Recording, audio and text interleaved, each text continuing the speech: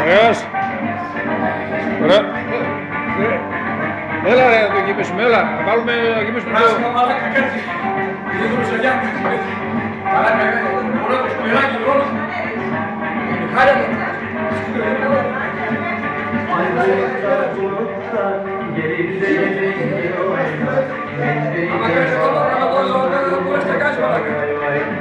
Είναι δυναμικά, δεν είναι. Έτσι βιταμίνες. Το ψαχάνει σου, ψαχάνει. Να μας πεις τι έχει μέσα. Συνταγή. Αυτό το μείγμα, αγαπητοί μου ακροατές, αγαπητοί μου ολοφιώτες, Φίλοι τους πολίτες.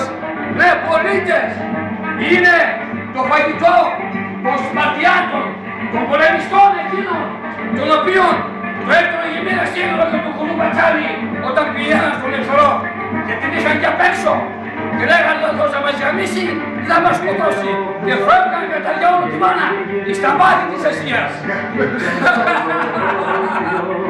Ενώ μέσα έχει χαλβά από το χαβαλέ παρακαλώ, μέλι από το χαβαλέ παρακαλώ, ρετσίνα από τον τάμπο, από το λιβάδι σε παρακαλώ, σταφίδα από τη Χριστίνα, κανέλα από τη Χριστίνα, Μαλογιάννη, ναι,